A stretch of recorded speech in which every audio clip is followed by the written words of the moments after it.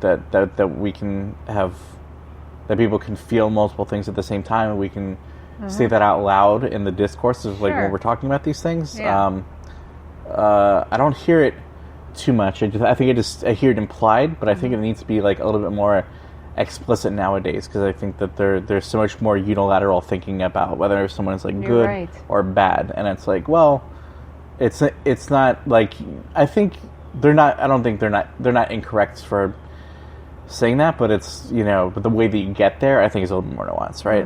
And then that's where the talk comes from. I guess. Yeah. Sorry, that was such a mishmash of a thing, but I totally agree with you. I mean, I had to reckon with the thoughts out loud, I think. No, it's so true. I mean, it's sort of like, did you see The Mustang, that movie? I did, but it was a very long time ago. Okay. Yeah.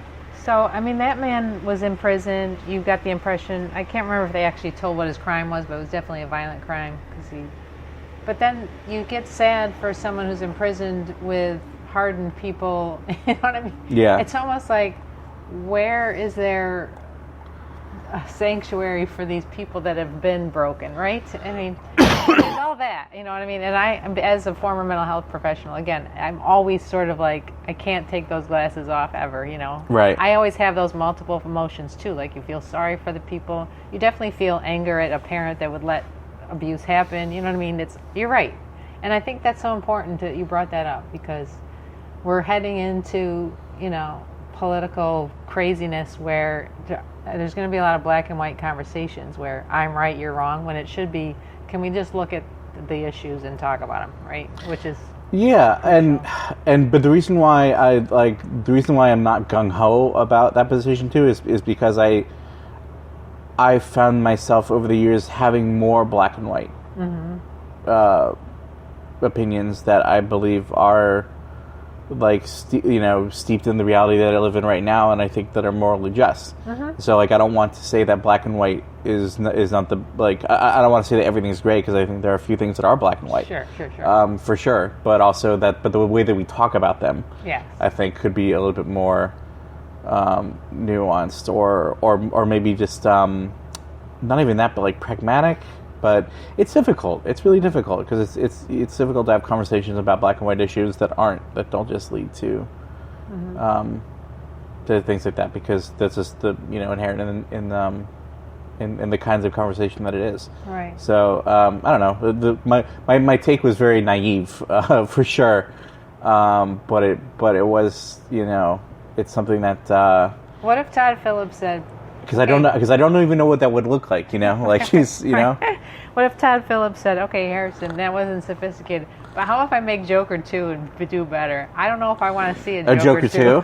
Oh, yeah. Because he sort of leaves the door open, correct? Well, yeah, I mean, well, the thing is, like, and for like a redemptive arc, maybe? Right, yeah, I don't know. Yeah. It's interesting. I mean, yeah, I think so. I think I would be interested to see, a not just like comic book, look at that. But yeah, I don't know. Someone else mentioned in one of the podcasts I listened to, what if this was just called Arthur Fleck and it was about a guy? Right. I mean, then is it a better movie? I don't know. I don't think it is, to be honest with you. I think it's the same. Like, I try to. It's difficult because I think that there's, in some ways, you can't really escape the Joker identity from it, but in some ways you can. Right.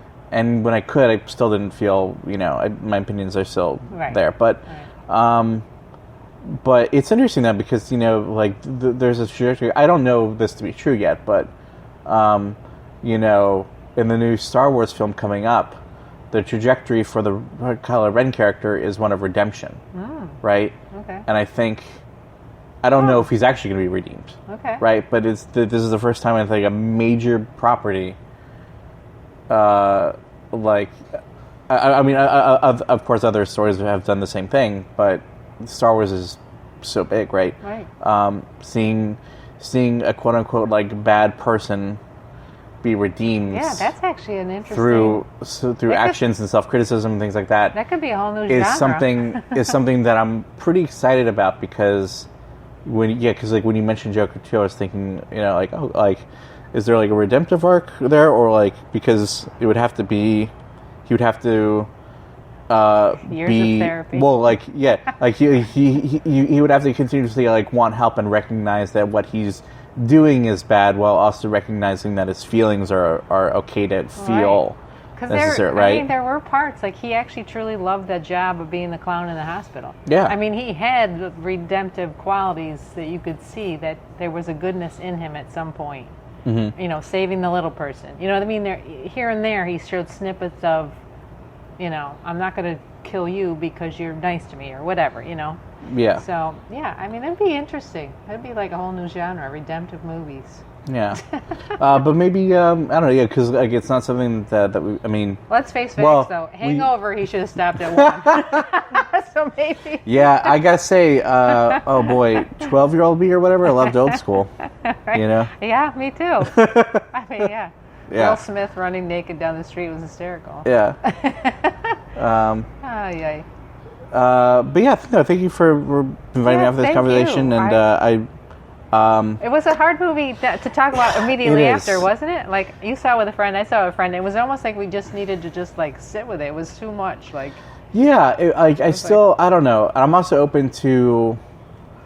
I don't know. It's a conflicting film that I ultimately just, like, don't think that there's, like... That I very much, like, sympathize with, because I think that a lot of what it's trying to do is noble, but I think it's being provocative for the sake of being provocative a lot of times, and I think it's being political for the sake of being political a lot of times, and there just isn't a lot of meat to chew on. Right. You know, that's just like how I feel about it. Like there are like other films, even Taxi Driver, I think, you know, like which I don't think it actually does have a ton to do with this movie. It's just a lot more. It's a lot more sophisticated. There are a lot more parameters that you know where that film in particular like wrestles with with a lot of like issues and themes that this movie just doesn't. And I think the key with Hicks, the minor characters were much more important too. Whereas in the Joker, the minor characters were minor. You know what I mean? They really didn't. You know, they didn't add a lot to that story besides just being sort of like, you know, the Joker was the centerpiece. That's what I'm saying. Yeah. Whereas in Taxi Driver, I mean, De Niro, yes, but all those other people around, you know, were very important too to the story. And the minor characters in Joker too are very. I mean, a lot of it's so loaded, and you can get really cynical, and I don't want to go down that path, because that's a little bit too world weary. I think I think for a podcast that, you know, that's being recorded on a Sunday morning, right? But you could go down that path, and that's a dark, cynical path. Yeah. But the other thing too, I like one thing that kind of was interesting was, you know, when he's on that bus in the beginning, right? Oh my gosh, and he's like it's playing with the kids, and you know, she's like, stop, and I that could be read multiple ways, but I think the primary way that it's read is, you know, oh, like, let him play with the kid a little bit. But it's like, from even the mother's perspective, it's like, all right, like this is a big city. I don't have a ton of control. Please don't talk to my kid. It's not that big of a deal. Right. You know, like, so. And I forgot, because remember he handed that card a couple of times and said he had a melanoma. Yeah. Sorry, I rolled my eyes for the people listening, because yeah, right. I don't know, because I don't think the script is that good either. Yeah. I agree with you. I was disappointed in the script, because again, when I saw that Scott Silver helped, and I'm like, sweet, and then I'm like, wait a minute, no. I agree. I don't think that. Yeah. No, the screenplay shouldn't. Yeah, it's interesting that, but like, so the podcast you listened to where someone said that, you know, if this was Arthur Fleck and not the Joker, you know, I stand by what I said before, but it's still an interesting thing to think about, because there's so many, like, this movie is so much about the way that we see the Joker as an artifact now, and not really the character itself. Right? So, in that way, it's a sort of interesting thing to wrestle with, because it's not even based on like the characters. It's like based on like this idea. Right. And so, because it's based on an idea, you could, you know, you can do that. It can be Arthur Fleck, but because like the idea and the meme Yeah. is so strong in our culture. It's hard not to be like, okay. Yeah. You know? I agree. Well, thank you so much. Thank you. It's amazing. Yeah. And in the end, it's just interesting to talk about.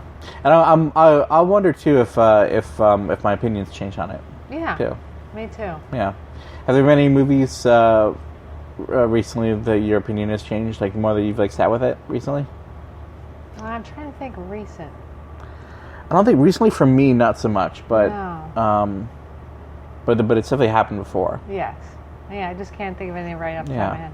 But thanks again, Harrison. Thanks again. We'll I talk appreciate again it. soon. Thank you. Bye.